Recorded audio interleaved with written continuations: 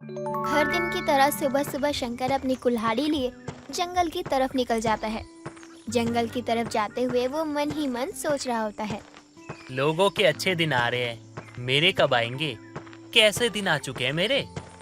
शादी के बाद सोचा था कि पत्नी मिलेगी तो सपोर्ट करेगी, हर दुख में हर सुख में साथ देगी, हर गम को बांटेगी और उसे कम करेगी, खुशियों को बढ़ाएगी। लेकिन यहाँ क्या मिली? यहाँ मिली मुझे कोमल, जो हमेशा महंगी महंगी चीजों की मांग करती रहती है। अब उसकी ये सारी इच्छा मैं पूरी करूँ तो करूँ कैसे? जंगल जाके लकड़ी काट कर उसको बेचकर 2 वक्त के पैसे मिलते हैं, उससे भी 2 वक्त का खाना मिल जाए ना, वही बड़ी बात होती है। इतना कहते हुए शंकर जंगल में जाता है और लकड़ियां काट कर उसे बाजार में बेचकर शाम के लिए घर का राशन लेकर आता है। घर आ जाता है। शंकर के आते ही शंकर की माँ शकुंतला कहती है, अरे शंकर, आ गया तू? बैठ बेटा, मैं तेरे लिए चाय बना कर लाती हूँ। थक गया होगा ना तू? हाँ माँ, बहुत थक चुका हूँ। एक कप चाय मिलेगी क्या? थोड़ा आराम मिल जाएगा। अरे आज तो आप बड़ी जल्दी आ गए। लगता है मैंने आपसे फ्रिज लाने के लिए कहा था, वो लेकर तो आगे होंगे ना आप? अरे कोमल, कैसी बात कर रही हो तुम? अरे तुम तो जानती हो ना, पूरे दिन जो मेहनत करके मैं लाता हूँ उससे बस शाम को रोटी ही हो पाती है। और मेरी बात ध्यान से सुन लो, मेरे पास इतने पैसे नहीं है कि तुम्हारी फरमाइश पूरी करता रहूं। जब तुम्हें मेरी फरमाइश पूरी ही नहीं करनी तो मुझसे शादी ही क्यों की? तुमने तो कहा था कि तुम मेरे हर सपने को पूरा करोगे। हाँ मैंने कहा था, लेकिन मैंने ये कहा था कि तुम्हारे हर सुख में हर दुख में तुम्हारा साथ दूंगा, तुम्हारी हर ख्वाहिश को पूरा करूंगा। लेकिन तुम्हारी ख्वाहिश दिन प्रतिदिन बढ़ती जा रही है, तो मैं क्या करूँ? मेरे पास उतने पैसे नहीं है तो मैं क्या कर सकता हूँ? अच्छा, मुझे तो बड़ा कहती हो, लेकिन तुमने कभी सोचा है कि तुम्हारे पति को कितना दुख हो रहा होगा? समझने की कोशिश करूँ मैं भी। देखिए, मेरे मायके में ना फ्रिज, कूलर, एसी सब है, लेकिन मेरी किस्मत ही फूटी थी जो मेरे माँ बाप ने तुम जैसे भिखारी से मेरी शादी कर दी। यहाँ तो पानी के मटके में भी छेद है। अरे अरे बहू, तू मेरे बेटे को इतनी जल्दी खोटी क्यों सुना रही है? आखिर तेरे घर वालों ने ये सब देखकर ही मेरे बेटे से शादी की थी। उन्हें ये पता था कि मेरा शंकर गरीब है। मेरे पिताजी ने तो इसलिए शादी की कि लड़का भोला और अच्छा है, थोड़े पैसे देकर इसे भी अमीर कर दूंगा। लेकिन ये तो ठहरे राजा हरिश्चंद्र, सच्चाई पर चलने वाले। इन्होंने तो मेरे पिताजी से पैसे लेने से मना ही कर दिया और कहा कि मैं टूटी फूटी कुटिया में रह लूंगा। लेकिन आपके पैसों से मुझे अमीर नहीं बनना, तो अब मेरी फरमाइशें कौन पूरी करेगा? आपका बेटा। मुझे नहीं पता कि वो मुझे फ्रिज लाकर कहाँ से देंगे। इस गर्मी में मुझे खौलता हुआ गर्म पानी नहीं पिया जाएगा। इतना बोलकर कोमल अपने कमरे में चली जाती है। वहीं दूसरी तरफ शंकर अपना सर पकड़कर बैठ जाता है। ये शकुंतला से बर्दाश्त नहीं हो रहा था। शकुंतला अपने बेटे के सर पर हाथ फेरते हुए शंकर से कहती है, मैं समझ सकती हूँ शंकर बेटा, तू कितना ज्यादा परेशान है, लेकिन भगवान कोई न कोई रास्ता जरूर निकाल देगा, तू चिंता मत कर। शंकर को रात भर इसी सोच के मारी नींद नहीं आती कि वो अपनी पत्नी की फरमाइशों को पूरी भी नहीं कर पा रहा। लेकिन वह करता भी क्या? उसकी पत्नी की छोटी मोटी फरमाइश भी तो नहीं थी जो वो पूरा कर देता। अब अगले दिन शंकर लकड़ियां काटने जंगल की तरफ जा ही रहा होता है। तभी उसे उसका दोस्त रामू मिलता है। अरे शंकर, कहाँ जा रहा है? देखकर भी आज अनदेखा कर रहा है। लगता है दोस्त को भूल गया है। अरे भाई, कैसी बातें कर रहा है तू? अरे तुझे अनदेखा क्यों करूंगा मैं तो बस लकड़ियां काटने जा रहा था। ठीक है, तेरा काम तो होता ही रहेगा ना। अपने दोस्त से इतने दिनों बाद मिल रहा है, तो क्या उसके साथ एक कप चाय भी नहीं पिएगा? अरे नहीं भाई, ऐसी बात नहीं है। चाय पी सकता हूँ, लेकिन अभी नहीं पी सकता, क्योंकि मुझे लकड़ियां काट के ना बाजार में जाके बेचना है, वरना शाम हो जाएगी और घर समय से नहीं पहुंचा ना तो बीवी कलेश करेगी। अच्छा ठीक है, ज़्यादा समय नहीं लूँगा, सिर्फ 10 मिनट, उसके बाद तो चला जाइयो। अब दोनों ही पास की चाय की दुकान में जाते हैं। रामू अपने साइकिल को साइड में लगाकर शंकर के पास आकर बैठ जाता है। देख शंकर, मैं अच्छे से जानता हूँ तो किसी न किसी बात को लेकर परेशान तो ज़रूर है। मैं तेरे बचपन का दोस्त हूँ, मुझे इतना तो समझ आता ही है। हाँ, थोड़ा सा परेशान हूँ, लेकिन क्या कर सकते हैं, देखते हैं, धीरे धीरे सब सही हो जाएगा। अरे बता तो सही, परेशानी क्या है और तू इतना उदास क्यों है? क्या पता मैं तेरी कुछ मदद कर सकूं।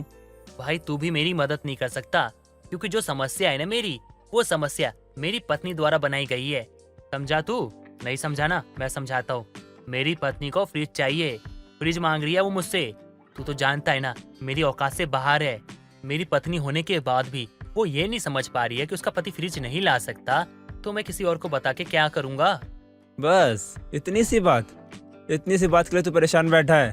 तुझे देखकर तो ऐसे लग रहा था जैसे कि कल को तू आत्महत्या करने वाला है। तुझे बस ये इतनी सी बात लगती है?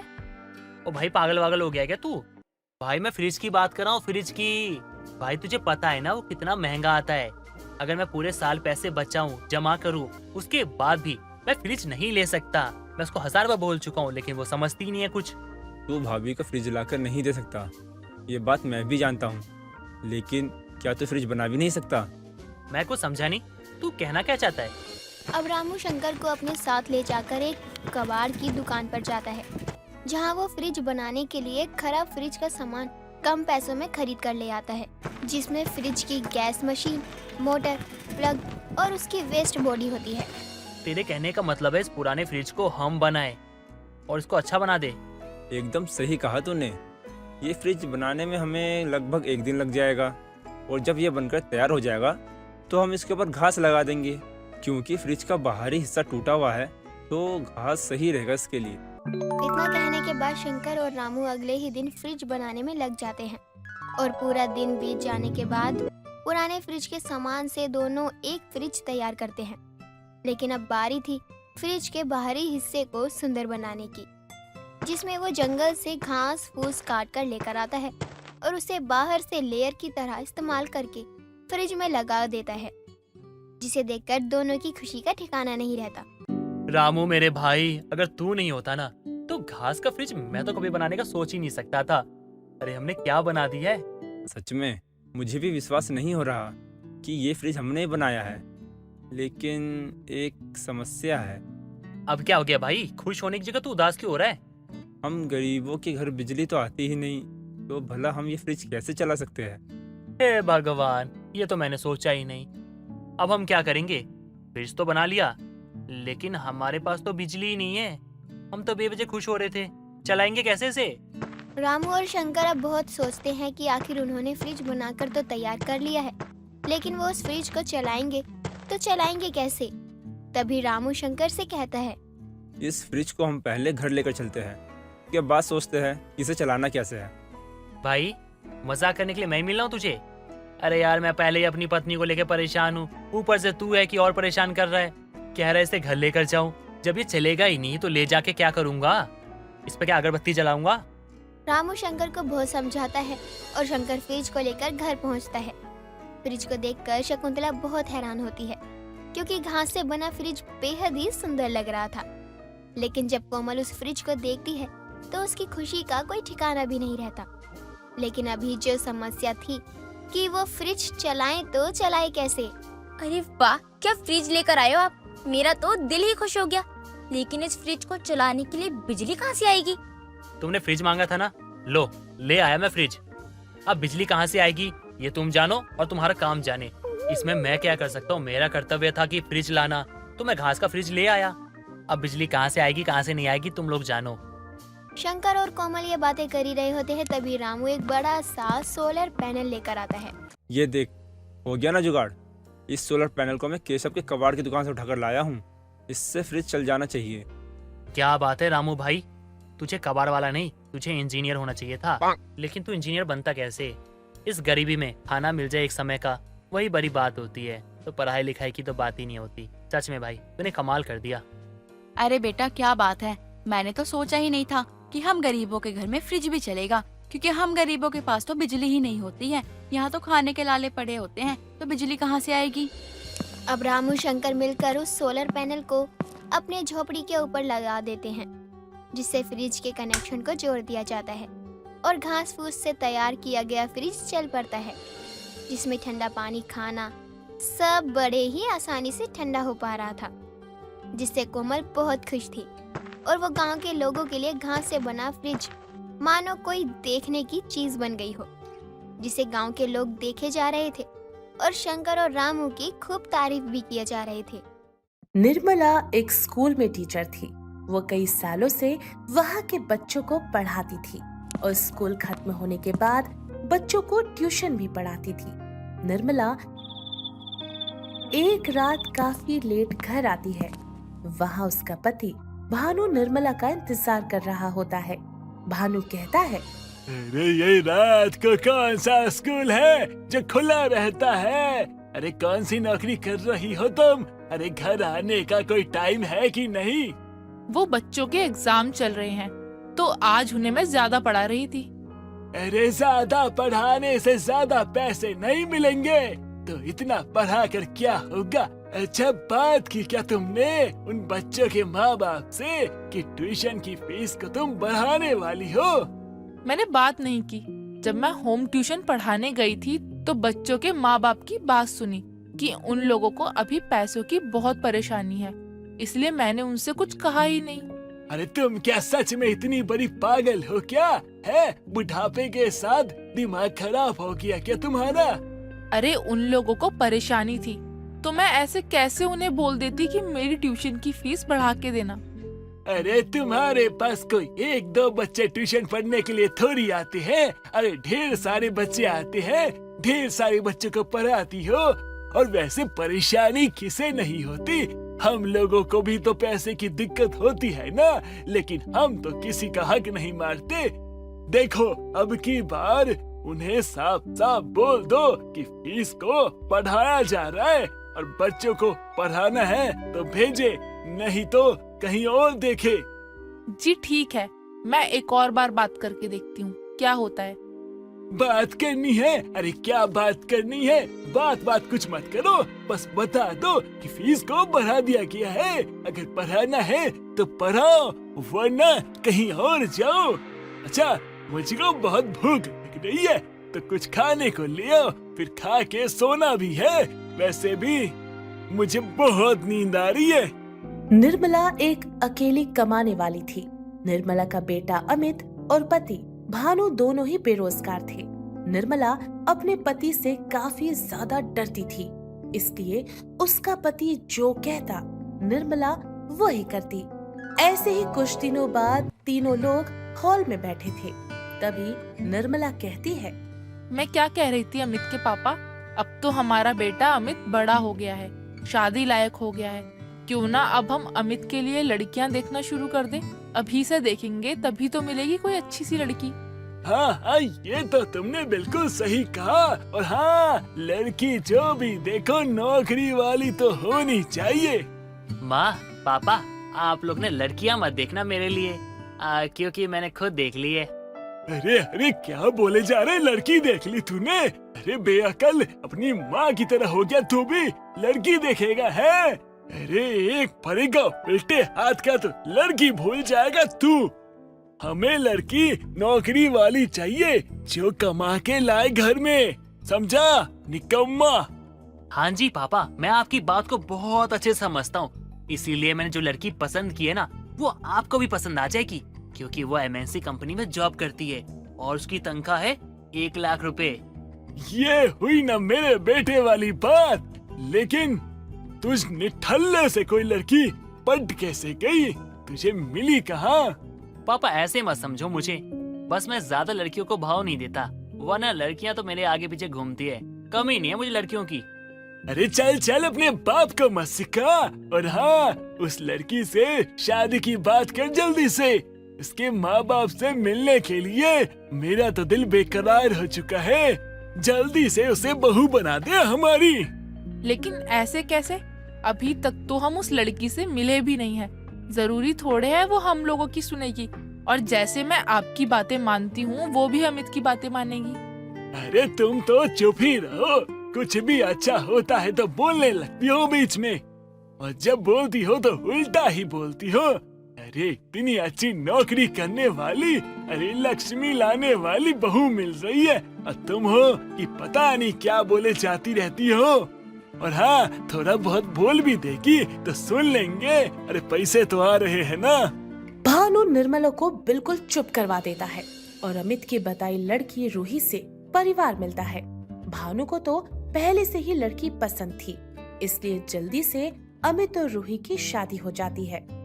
शादी के बाद रूही अपनी सास की तरह ससुराल का भी काम करती है और बाहर नौकरी भी करती है।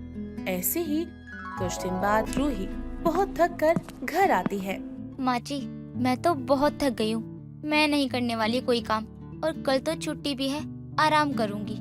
लेकिन बहू, ये सब तेरे ससुर जी देखेंगे तो उन्हें बिल्कुल अच्छा नहीं लगेगा। उन्हें अच्छा क्यों नहीं लगेगा? अरे मैं बाहर जाती हूँ, काम करती हूँ, थक गई तो अब क्या आराम भी ना करूँ? उनका क्या है, घर पर बस मुफ्त की रोटियां तोड़ते हैं, एक काम नहीं करते दोनों बाप बेटे। अरे अरे बहू धीरे बोल, दोनों में से किसी ने सुन लिया तो घर में कलेश हो जाएगा। क्या कलेश माँ जी? गलत क्या बोला?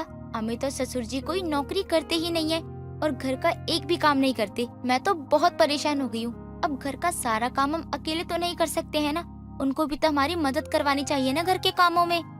बहू तेरे ससुर जी ऐसे ही हैं, वो घर का काम नहीं करते और उन्हें देखकर अमित भी ऐसा हो गया है। माँ जी आपने तो सुधारा नहीं है, लेकिन मैं तो सुधार कर ही रहूंगी। अरे ये कोई बात थोड़ी ना होती है। माँ जी अब तक आपने अपने पति की सुनी है ना, तो बस अब शांति से मेरी सुन लेना, जो कहूँ ना वो ही करना अब से। रूही को अपने ससुर और पति की ये आदत बिल्कुल भी पसंद नहीं आती और अब वो अपनी सास के साथ मिलकर अपने पति और ससुर को सिखाने की सोचती है। कुछ दिनों बाद निर्मला और रूही दोनों ही घूमने के लिए चले जाते हैं और 2 दिन बाद घूमकर वापस आते हैं। ये क्या है? अरे तुम दोनों कहाँ चले गए थे? अरे हमें कुछ बताया भी नहीं। अरे घर के काम कौन करेगा? अरे किसी ने हमारे बारे में सोचा नहीं कि इन दोनों का क्या होगा? पापा जी माँ जी को उनके स्कूल की तरफ से घुमाने ले गए थे और मुझे भी अपने ऑफिस की तरफ से एक मीटिंग के लिए शहर जाना था, इसलिए हम वहाँ गए थे। तो तुम दोनों ने ये नहीं सोचा कि हम दोनों यहाँ कैसे रहेंगे और हमें कुछ बताया भी नहीं?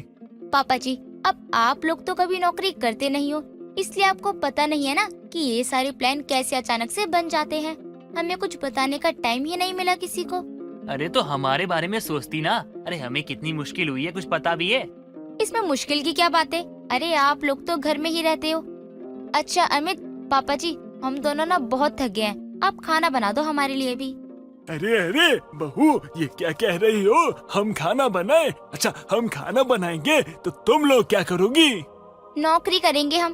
पापा जी देखो, आप लोग घर में रहते हो और कोई काम भी तो नहीं करते हो ना, और अगर काम नहीं करोगे तो शरीर में जंग लग जाएगा और मैं नहीं चाहती कि आप दोनों के शरीर में जंग लगे, इसलिए अब से आप दोनों ही घर का सारा काम करोगे। हम आपके काम में बिल्कुल भी दखल नहीं देंगे। रूही इतना बोलकर अपनी सास के साथ अपने अपने कमरे में चली जाती है।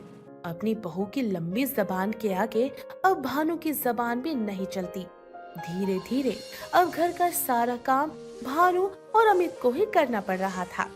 पापा पापा पापा मैं क्या करूं पापा? पापा मुझसे नहीं होता ये बर्तन धोने। अरे यार घिस घिस के हाथ दर्द हो जाते हैं यार, साफ नहीं होता रहता है। माँ और रूही तो तैयार होके ऑफिस चले जाते हैं और जूठे बर्तन छोड़ जाते हैं हमारे लिए, ताकि बेटा माजो और ऊपर से झाड़ू पोछा कटका। अरे यार इस सब से भी बाहर निकलते तो सोचना पड़ता है कि खाना क्या बनाना है। सुबह 5 बजे उठो, घर का खाना बनाओ, क्यों बनाए यार? नहीं होता हमसे यार। पापा मुझसे नहीं होगा, आपको करना है आप करो। इससे अच्छा ना हम कोई काम करते हैं, कम से कम सुबह उठ के नाश्ता मिलेगा, खाएंगे, ऑफिस जाएंगे, काम करेंगे, शाम को वापस आएंगे, तब भी खाना मिलेगा। कम से कम ये तो नहीं सोचना पड़ेगा पूरी रात कि सुबह क्या बनाना है। सुबह जल्दी उठना है, जल्दी नहीं उठे तो नाश्ता कौन बनाएगा? पापा मैं थक चुका हूँ यार, काम कर लेते हैं ना।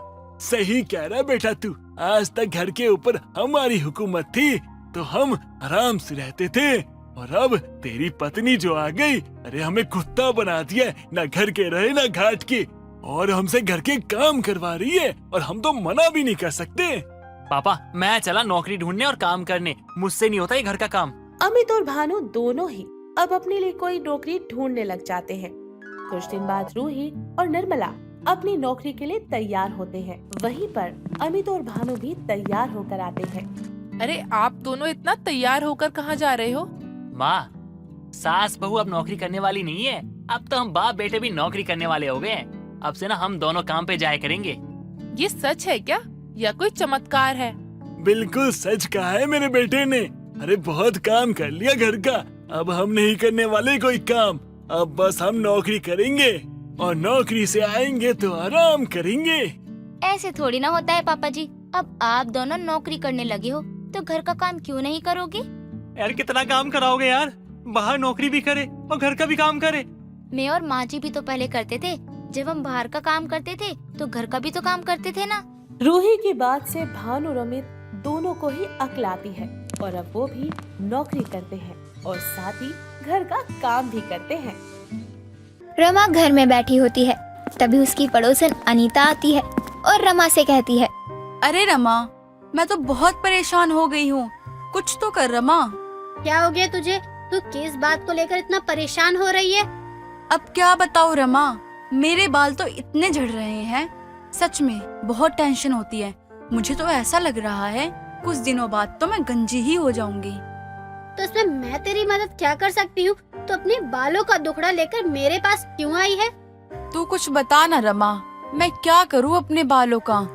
ये तो झड़ना बंद ही नहीं हो रहे हैं।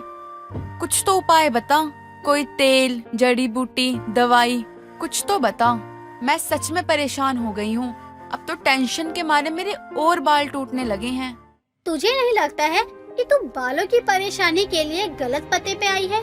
तेरे तो इतने लंबे घने बाल हैं और मेरे तो देख, सर में बाल ही नहीं है। बाल हो सर में तो टूटे अच्छा भी लगे, लेकिन यहाँ तो सफा चट है। अरे हाँ, ये तो तूने बिल्कुल सही कहा। वैसे तो शुरू से ही ऐसी थी, मेरा मतलब है शुरू से ही ऐसी गंजी थी, कम बालों वाली। तू मेरा यहाँ मजाक बना रही है? अरे मैंने कब कहा कि मैं तेरा मजाक बना रही हूँ? अरे सच कहूँ तो मुझे सच में बहुत ज्यादा टेंशन हो रही थी। जब इतने ज्यादा मेरे बाल टूट रहे थे, तभी तो मैं तुरंत तेरे घर आई तुझसे मिलने। मुझे तो तेरी बात ही समझ नहीं आ रही। तू क्या कहना चाहती है? साफ साफ बोलना। बाल टूट रहे हैं तो मेरे घर आने का क्या मतलब है? मेरे घर आकर क्या कोई जादू हो जाएगा जो तेरे बाल ठीक हो जाएंगे? मैंने कब कहा कि यहाँ आकर कोई जादू हो जाएगा? मैं तो बस ये कह रही हूँ कि तेरे सर पे तो बाल है नहीं, तो जब मेरे बाल टूटने लगते हैं ज्यादा तो मैं तुझे देख लेती हूँ और फिर क्या, मुझे तसल्ली हो जाती है, क्योंकि तेरा गंजापन मुझे बहुत ज्यादा संतुष्टि देता है, वरना मैं तो टेंशन के मारे मर ही जाऊँ। तुझे शर्म नहीं आती है मेरा मजाक बनाते हुए?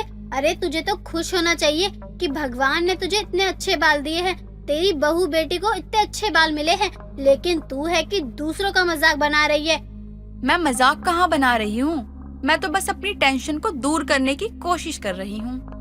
रहने दे, मैं कोई पागल नहीं हूँ कि जो तू कुछ भी बोले और वह मैं आंख बंद करके मान लूंगी। मुझे साफ दिख रहा है कि तू यहाँ मेरा मजाक बनाने आई है। तुझे बहुत मजा आता है मेरे बाल गिरते हुए देखकर। नहीं रमा, तू मेरी बातों का बुरा मत मानियो। अरे मैं क्यों भला तेरा मजाक बनाऊंगी? तू भी ना रमा, मैं तो बस तुझसे यहाँ मिलने आई थी। तू तो पता नहीं किसका गुस्सा निकाल रही है मुझ पर।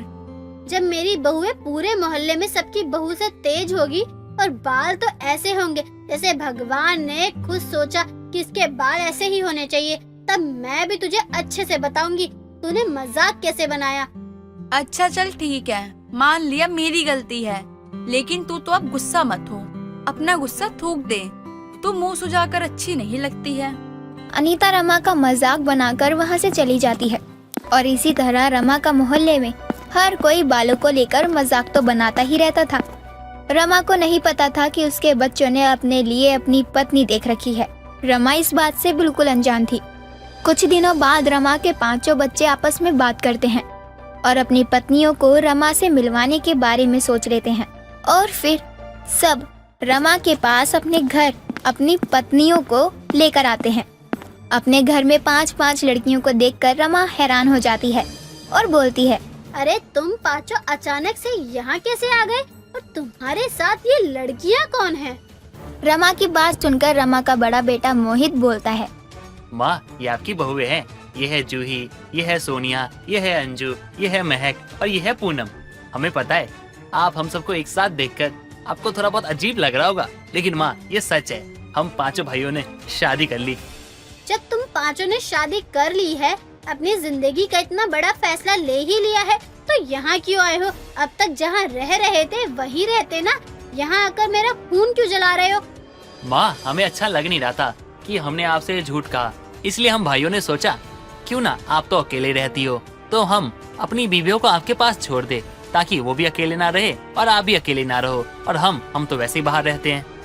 सर पर इतना बड़ा धमाका कर दिया है और बोल रहे हो ये साथ ही रहेंगी? रमा को बहुत गुस्सा आता है अपने बेटों पर, लेकिन अब वो कर भी क्या सकती थी। उसके बेटों ने जो भी किया था उसे ये थोड़ी बदल जाता कि वो सब रमा के बेटे नहीं थे या वो सब रमा की बहुएं नहीं थी।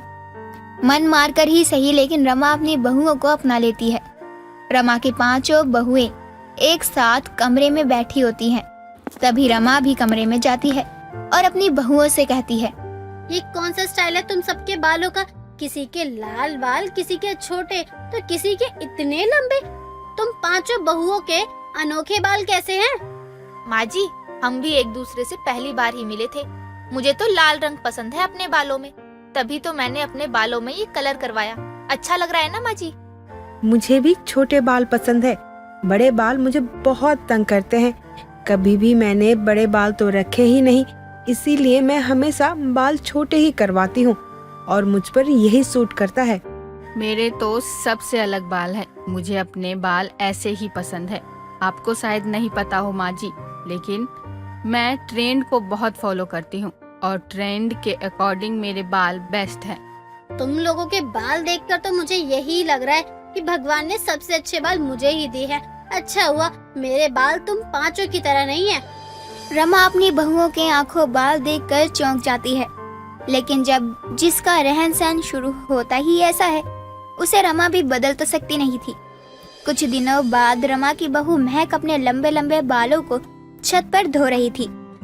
रमा की बहू के लंबे बाल देखकर अपने छत पर खड़ी अनीता हैरान हो जाती है और तुरंत वो अपने घर से भागकर रमा के पास आती है और हाँफते हुए बोलती है, रमा, तेरी बहू के इतने लंबे बाल, ऐसा लग रहा है जैसे नकली बाल लगाए हैं उसने। अनीता की ये बात महक सुन लेती है और उसे बहुत गुस्सा आता है। अरे ओ आंटी जी, क्या कुछ भी बकवास करे जा रही हो आप? मेरे ये इतने अच्छे बाल आपको नकली कहाँ से लग रहे हैं? आंखें ठीक हैं या नहीं? अगर आंखें खराब है तो चश्मा पहन लो। कुछ भी बोल रही हो आप। इतने लंबे और मोटे बाल आजकल देखने को ही नहीं मिलते हैं, तो मुझे लगा कि तेरे बाल नकली हैं। तो आपको देखने की जरूरत भी नहीं है। खुद के बाल तो झाड़ू जैसे हैं और चली हैं दूसरों के बालों में कमी निकालने। आज के बाद मेरे बालों को कुछ बोल मत देना आप। तू छोटी है और रमा की बहू है, इसलिए मैं ज्यादा कुछ नहीं कह रही हूँ, वरना सच तो मुझे पता है। तभी तो तुझे इतनी ज्यादा मिर्ची लग गई। अरे इतने लंबे मोटे सिल्की बाल कहीं किसी के हो सकते हैं क्या? मैं तो मान ही नहीं सकती। अनीता रमा की 5 बहुओं के बारे में बुरा भला बोले जा रही होती है। तभी वहाँ रमा की बाकी 4 बहुएं भी आ जाती हैं और अनीता की बात सुनकर सबको गुस्सा आता है। आंटी जी, आप हमारे बालों को नकली बोल रही हो। आपने अपने बाल देखे हैं? घोड़े की पूंछ लगते हैं। अरे घोड़े की पूंछ ही सही, लेकिन असली तो है ना। तुम 5 की तरह नकली तो नहीं है ना, कि नकली बाल तो कोई भी देखकर बता सकता है। अरे आंटी जी, ये क्या? ये तो सच में हमारे हाथों में आपकी सच्चाई आ गई। आपने सच ही कहा था, नकली बाल तो है, लेकिन आपके। अनीता, तू बालों में विग लगाती है। अब तक तो तुम मेरा मजाक बनाती आई है कि मेरे बाल कैसे हैं। अरे आज तेरा खुद मजाक बन गया।